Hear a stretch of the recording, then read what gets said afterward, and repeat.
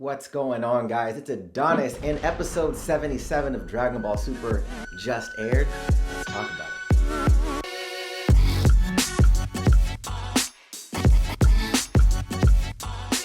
Now, this entire episode, Goku's kind of on a mission to start training again. He's super bored, he wants to get trained up, and he's kind of on a mission to start this universal tournament. Now, at the beginning of the episode, Goku is actually dropping off goods, things that he's actually grown in his farm, and it seems as if he has really good produce, which is pretty cool considering he doesn't like doing work. He gets paid, and they show it put into his shirts, and they kind of left that alone for the rest of the episode. I thought that, you kind of don't show a gun without using it, so something's gonna go on with that money sometime in the future if the writing actually is done pretty well.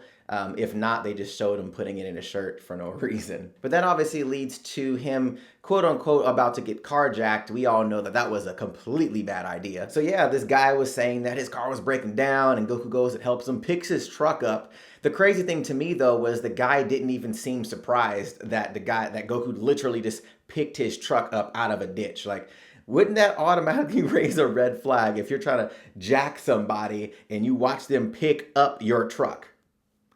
Now, one of the dopest parts of this scene was actually Goku catching all the bullets. It really had this kind of callback to Raditz doing that same thing, not to mention the fact that Goku flicks this guy into a rock, like a massive rock, and then just takes off. Like, it was really funny, but I like that cool little Raditz callback. Now, there was a part where Goku actually gets scraped by a bullet, and it kind of speaks to what Whis was saying as far as his guard being down, and that's just Goku's weak point.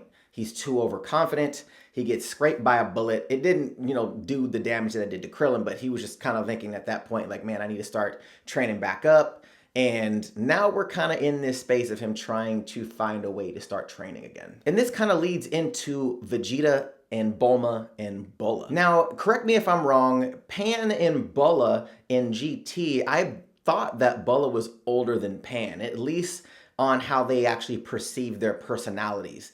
Let me know in the comment section down below, guys, if you guys know more specific details. Was Pan older than Bulla in GT? Because from what my knowledge was, it seemed that Bulla was older than Pan, but now it seems it's like the kind of timeline is off and Bulla was born after Pan. So not really 100% sure how that plays out. And it could be perceived as well. Maybe she just has a persona that makes her appear older than Pan does, but regardless, Bulla's coming. And one of the funniest parts of the episode, when Vegeta was asked by Goku, hey, you should still train. And he was like, dude, I'm about to have a kid. Bulma will never forgive me. And he was like, you're not having the baby. And he was like, I wasn't even alive when Goten was born. I thought that was hilarious. Super funny moment. Just to kind of show Goku's kind of a deadbeat dad. It's kind of funny. It's not funny, but it's kind of funny. So we finally have Goku heading to Beerus' planet to train with Whis. He provides him with the goodies and the training begins. And one of the coolest parts was the attack that Whis actually delivered to Goku. That was pretty interesting because we haven't really seen Whis attack yet, even though it came out of his staff. So I wonder if that has anything to do with how angels actually do energy blasts, or if that's just a special technique that he has with his staff. And then we finally see Goku head over to Zeno's planet to ask him about the tournament. And the thing about this is Beerus warns him how powerful and dangerous Zeno is, and just talking about how he can destroy everything. And Goku even says, yeah, I watched him do it. But he was explaining to him it's his innocence that makes him so dangerous, because for him, you saw him, they were just playing a game, knocking planets into each other like marbles, but these planets were actually doing it in real life and completely destroying them.